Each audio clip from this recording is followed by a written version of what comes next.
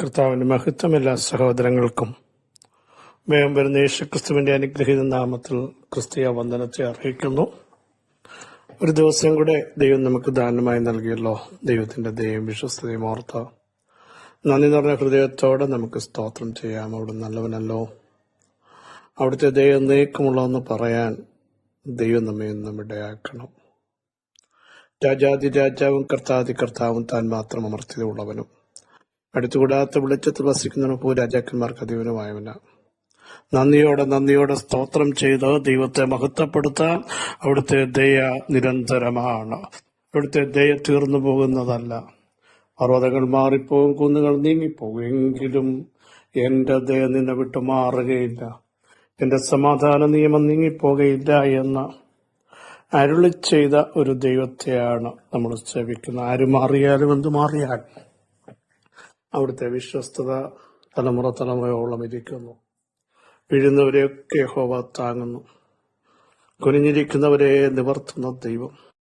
ഏകാഗികളെ കുടുംബത്തിൽ വസിക്കുമാറാക്കി ബദ്ധന്മാരെ വിടുവിച്ച് സൗഭാഗ്യത്തിലാക്കുന്ന സർവശക്തിയുള്ള ദൈവത്തിന് നമുക്ക് നന്ദി നിറഞ്ഞ ഹൃദയത്തോടെ സ്തോത്രം ചെയ്യാം. അനാദിയായും ശാശ്വതമായ ദൈവം ഓരോ തലമുറ മാറുമ്പോഴും തലമുറയായി നമ്മുടെ സങ്കേതമായവൻ, ബലമായവൻ, കോട്ടയായവൻ, ശൈലമായവൻ, ശരണമായവൻ എപ്പോഴും നമുക്ക് തുണയായി നിൽക്കുന്നു. എന്നോട് പറഞ്ഞാൽ ഘട്ടങ്ങളിൽ അവിടുന്ന് ഏറ്റവും അടുത്ത തുണയാണ്. ഏറ്റവും അടുത്ത തുണ. കഷ്ടസമയത്ത് എല്ലാവരും ഇട്ടേച്ചു പോകുമ്പോൾ, വേദന സമയത്ത് പലരും മാറിപ്പോകുമ്പോൾ, കഷ്ടങ്ങളിൽ ഏറ്റവും അടുത്ത തുണയായി നമ്മളോട് കൂടെ ഇരിക്കുന്ന ഉന്നതനായ ദൈവത്തിന് നന്ദിയോടെ സ്തോത്രം ചെയ്ത് ദൈവത്തെ ആരാധിക്കാൻ നമുക്കെല്ലാം ഇടയാവണം. അവരോ അധികം നല്ലതിനെ സ്വർഗീയമായതിനെ തന്നെ കാംക്ഷിച്ചതുപോലെ ഈ ദിവസങ്ങൾ സ്വർഗീയമായത് കാംക്ഷിക്കൂ. നമ്മുടെ കർത്താവിന്റെ വരവ് വാതിക്കലായിരിക്കുന്നു. സംഭവങ്ങൾ അവിടുത്തെ വരവിനെ വിളിച്ചറിയിച്ചുകൊണ്ടിരിക്കുമ്പോൾ കർത്താവ് അവിടുത്തെ വരവിനായി ഞങ്ങളെ ഒരുക്കണമേ എന്ന് പ്രാർത്ഥിക്കുക മാത്രമല്ല, വിശുദ്ധിയോടെ ജീവിക്കാൻ, വചനപ്രകാരം ജീവിക്കാൻ, പ്രമാണപ്രകാരം ജീവിക്കാൻ, ദൈവഹിതപ്രകാരം ജീവിക്കാൻ നമുക്ക് നമ്മളെ തന്നെ സമർപ്പിക്കാം. ധൈര്യത്തോടെ പറയേണ്ട നീതിമാൻ വിശ്വാസത്താൽ ജീവിക്കുമെന്ന് എല്ലാ ദിവസവും പറയാൻ നമുക്കിടയാവണം. വിശ്വാസത്തിന്റെ നായകനും പൂർത്തി വരുത്തുന്നവനുമായ ആ കർത്താവിനെ ശ്രദ്ധിച്ചു നോക്കിക്കൊണ്ട് നമ്മുടെ പ്രവാസകാലം ഭയത്തോടെ കഴിപ്പാൻ ഇടയാവണം. വരാനുള്ളവൻ വരും, താമസിക്കുകയില്ല. അവിടുത്തെ വരവിനായി നമുക്ക് ഒരുങ്ങാം, കാതോർക്കാം. കർത്താവില്ലവരെയും സഹായിക്കട്ടെ. 135 സങ്കീർത്തനം 6 വാക്യം. ആകാശത്തിലും ഭൂമിയിലും സമുദ്രങ്ങളിലും എല്ലാ ആഴങ്ങളിലും യഹോവ തനിക്കിഷ്ടമുള്ളതൊക്കെയും ചെയ്യുന്നു. ആരോടെ പറയുന്നറിയാമോ? യഹോവ യാക്കോബിനെ തനിക്കായിട്ടും ഇസ്രായേലിനെ തന്റെ നിക്ഷേപമായിട്ടും തിരഞ്ഞെടുത്തിരിക്കും. തിരഞ്ഞെടുക്കപ്പെട്ട തന്റെ ജനത്തോട് നിക്ഷേപമാണ്. ലോകം പറയാൻ നമുക്ക് വിലയൊന്നുമില്ല, പക്ഷെ ദൈവത്തിന്റെ നിക്ഷേപമാണ്, ദൈവത്തിന്റെ ഡിപ്പോസിറ്റാണ്. ദൈവത്താൽ തിരഞ്ഞെടുക്കപ്പെട്ടവരാണ്. ദൈവത്താൽ തിരഞ്ഞെടുക്കപ്പെട്ടവരെ കുറ്റം വിധിക്കുന്നവനാർ? ദൈവം നമുക്ക് അനുകൂലമെങ്കിൽ പ്രതികൂലമാര്? നീതീകരിക്കുന്നവൻ ദൈവം കുറ്റം ചുമത്തുന്ന ആര്? പ്രിയരെ, ദൈവത്താൽ തിരഞ്ഞെടുക്കപ്പെട്ടവനെ കുറ്റം വിധിക്കാൻ ലോകത്തിൽ ഒരു ശക്തിക്കും സാധ്യമല്ല. ലോകം എന്തും പറയട്ടെ, അവര് വിധി എഴുതട്ടെ, പക്ഷെ ദൈവം അനുകൂലമാണെങ്കിൽ, ദൈവം നമ്മളെ തിരഞ്ഞെടുത്തെങ്കിൽ, നമ്മൾ ദൈവത്തിന്റെ നിക്ഷേപമാണെങ്കിൽ, ആ നിക്ഷേപത്തെ സൂക്ഷിക്കാൻ, കേടുകൂടാതെ സംരക്ഷിക്കാൻ, ഉണ്മയോടെ നടത്താൻ, കരത്തിൽ പിടിക്കാൻ അവിടെ നിന്നും വിശ്വസ്തനാണ് എന്നുള്ള ചിന്ത നമ്മുടെ അകത്തുണ്ടാവണം. ഇനി നോക്കൂ, അങ്ങനെയുള്ള തന്റെ ജനത്തോട് പറഞ്ഞു, യഹോവ എന്താ ചെയ്യുന്നത്? ആകാശത്തിലും ഭൂമിയിലും സമുദ്രങ്ങളിലും എല്ലാ ആഴങ്ങളിലും യഹോവ തനിക്ക് ഇഷ്ടമുള്ളതൊക്കെയും ചെയ്യും.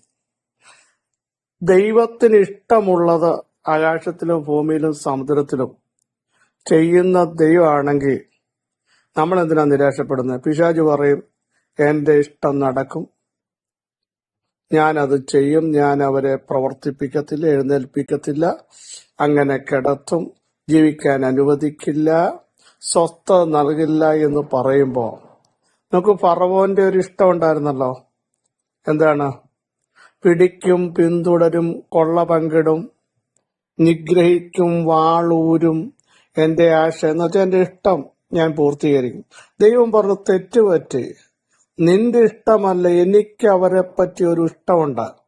400 വർഷം അടിമത്തത്തിലായിരുന്ന എന്റെ ജനത്തിന്റെ അടിമച്ചങ്ങലകളെ പൊട്ടിച്ചുകൊണ്ട് ഞാൻ അവരെ പുറപ്പെടുവിച്ചത് ദൈവത്തെ, ജീവനുള്ള ദൈവമായി എന്നെ ആരാധിക്കാനാണ്, എത്തിക്കേണ്ടിടത്ത് എത്തിക്കാനാണ്. നിന്റെ ഇഷ്ടം നടക്കത്തില്ല ഫറവോനെ. പിന്നെ നമുക്കറിയാം എന്താ സംഭവിച്ചതെന്ന്. എന്നാൽ പത്രോസിനെ പറ്റി ഹെരോദ്യ ശക്തികൾ യഹൂദന്മാർക്കും ചില പ്രതീക്ഷകളുണ്ടായിരുന്നു. ഹെരോദ്യ പറഞ്ഞു, അടുത്ത നിമിഷം തീർത്തു കളയും, അല്ലേ?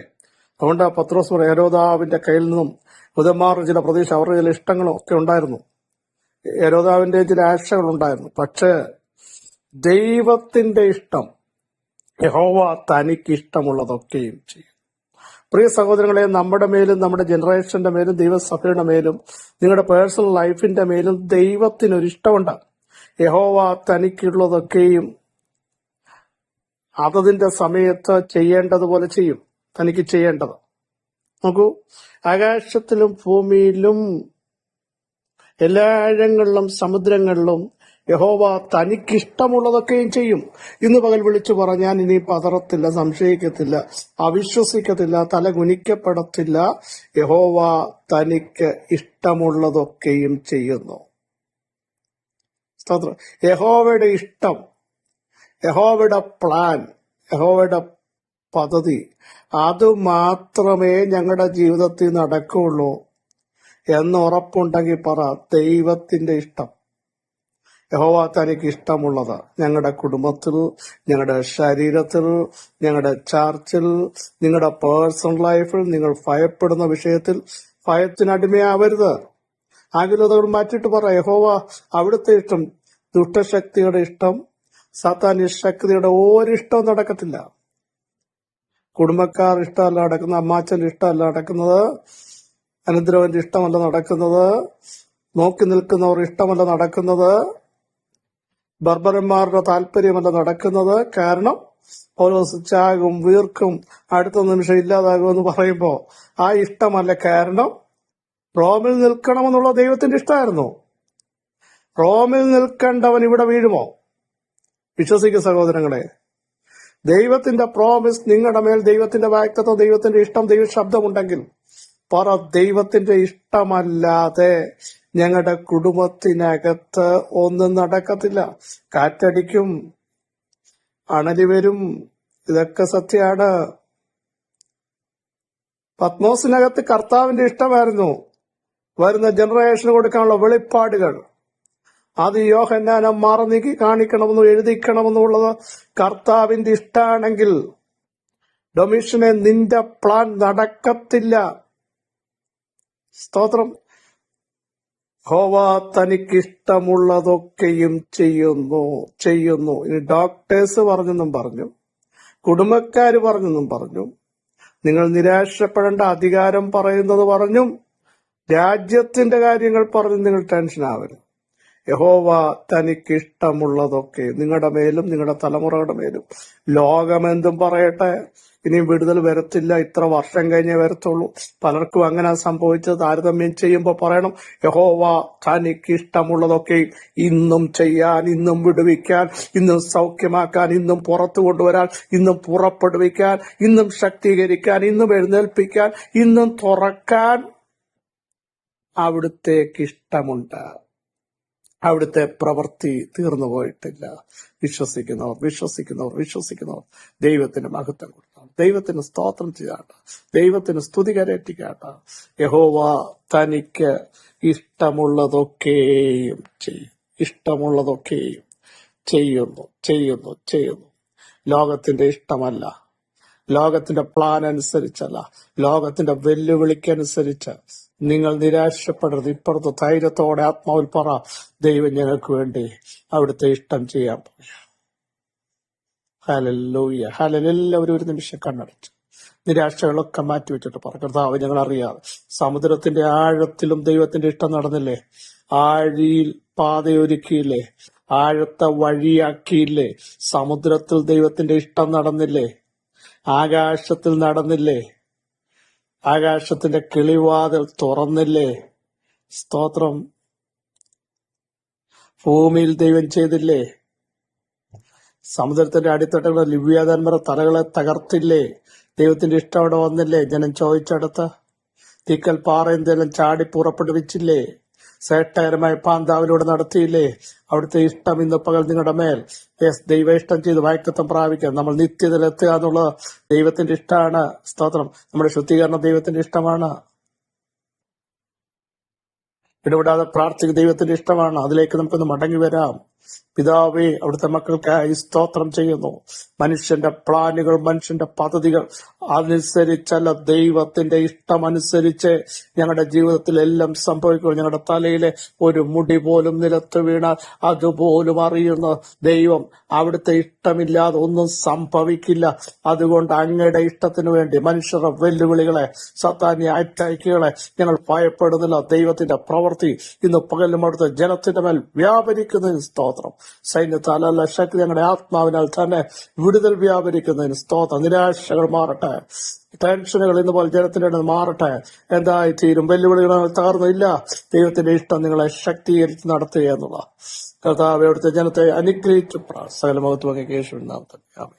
ക്രിസ്തു വാത്സല്യ സഹോദരങ്ങളെ ധൈര്യത്തോടെ പറ, ദൈവത്തിന്റെ ഇഷ്ടം മാത്രം ഞങ്ങളുടെ ജീവിതത്തിൽ നിറവേറും. ഈ വചനങ്ങളോട് സഹായിക്കട്ടെ. ക്രിസ്തു നിങ്ങളുടെ സഹോദരൻ പാസ്റ്റർ